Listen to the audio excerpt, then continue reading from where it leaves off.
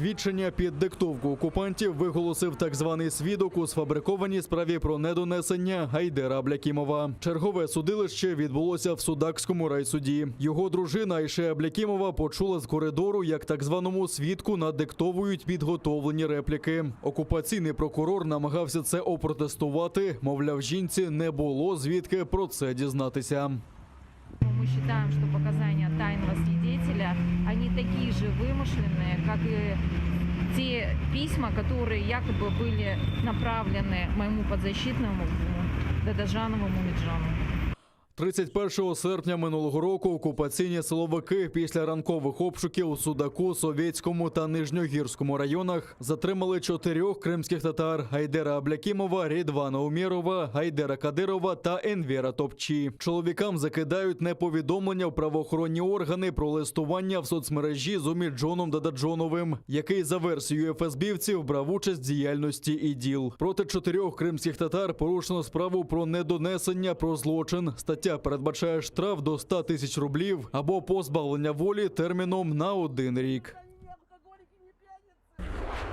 Перетворення на сіру зону. Очільники держав та урядів Євросоюзу домовились про санкції проти Білорусі на тлі захоплення літака Ryanair та викрадення співзасновника телеграм-каналу Нехта Романа Протасевича та його дівчини Софії Сапєги. Європейська рада вимагає їх негайного звільнення, а також запроваджує низку обмежень. Авіаперевізникам радять уникати повітряного простору Білорусі, а борти єдиної тамтешньої компанії «Белавія» більше не зможуть сідати на литовищах ЄС. Також заблоковані інвестиції.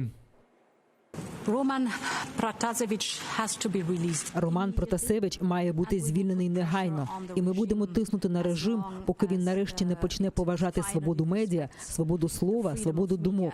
І врешті є інвестиційний пакет на 3 мільярди євро, приготовлений Європейським Союзом, який утримується і буде заморожений, поки Білорусь не стане демократичною.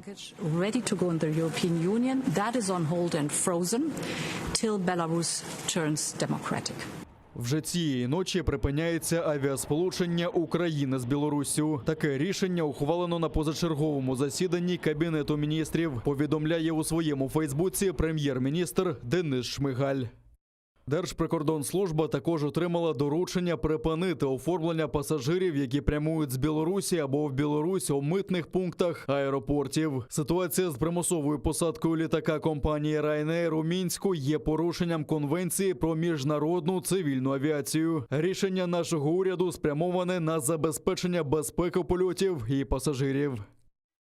У відповідь українське МЗС отримало ноту з Білорусі. Тамтешня самопроголошена влада обурилася авіаблокадою, бо, мовляв, білоруси не зможуть відпочивати на українських курортах. А президент Сполучених Штатів Джо Байден привітав міжнародні санкції та пообіцяв, що США до них приєднаються. В Білому домі примусову посадку літака Ryanair назвали обурливим інцидентом та закликали звільнити всіх бранців режиму Лукашенка. Це було шокуюче – перенаправити літак з рейсу між 2 країнами ЄС з очевидною метою заарештувати журналіста. Це є нахабною атакою режиму на міжнародну свободу, мир і безпеку. Ми вимагаємо негайного, міжнародного, прозорого розслідування цього інциденту. Ми на постійному зв'язку з нашими партнерами через різні канали ЄС, НАТО та інші.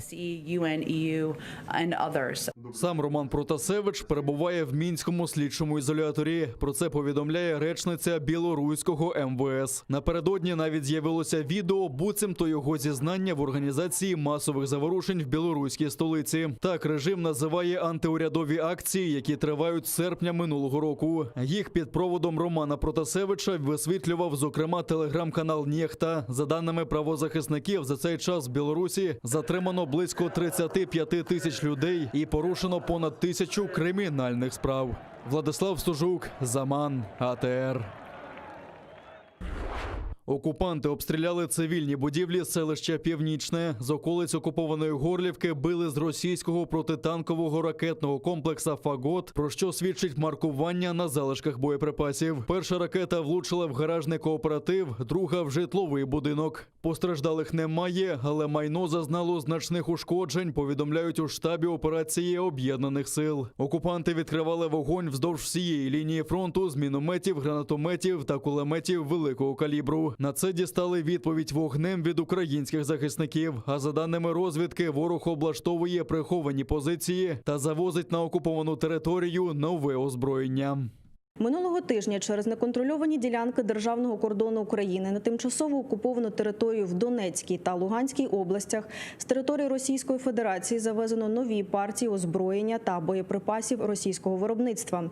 Зокрема, великокаліберні снайперські гвинтівки та понад 1500 тонн пально-мастильних матеріалів.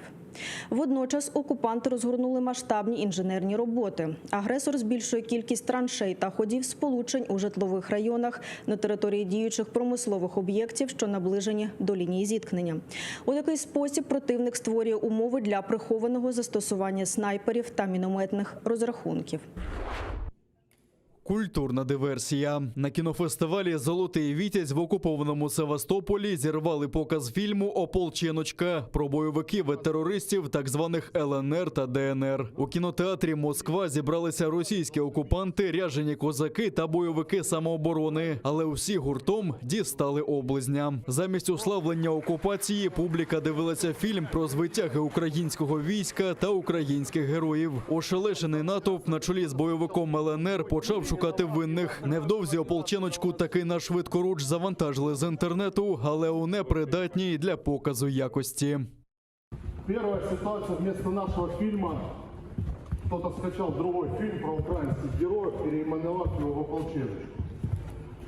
Второй момент: у них экран, не работает проектор, у них села лампа, хотя вчера они еще показывали здесь какие-то другие фильмы. Нам директор кинофестиваля «Золотой Витязь» сказал, это какая-то диверсия. Я не думал, что это произойдет в городе-герое Севастополе. Тем более, что мы так с таким желанием, настроением сюда ехали. За свой счет нам никто даже не помогал. Мало того, что и фильм наш не взяли в конкурс, нас просто вставили в неконкурсную программу. Это очень плохо, очень некрасиво, неудобно. И я никого там не обвиняю конкретно, но очень неловкая для нас ситуация. Мы приехали показывать фильм, не смогли его показать. Двократне зростання кількості нових випадків ковід по Україні зафіксовано за 24 травня. Минулої доби позитивні тести отримали 2608 українців. Серед них 76 медпрацівників та 129 дітей. Найвищий добовий показник продемонструвала столиця із кількістю у 408 нових хворих. Серед регіонів відзначились Запорізька область та Львівщина, в кожному з яких виявлено 206 та 214 випадків відповідно. Минулої доби на лікарняні ліжка потрапили 854 українців. Померли, на жаль, 249, а от одужали більше 17,5 тисяч громадян. В окупованому Криму в статистиці щодо нових хворих зафіксовано плюс 90 випадків. 57 кримчан були змушені відправитись на лікування в стаціонар. 6 не здолали хворобу. Проте 129 мешканців окупованого Криму подолали недугу, повідомляють окупаційні чиновники.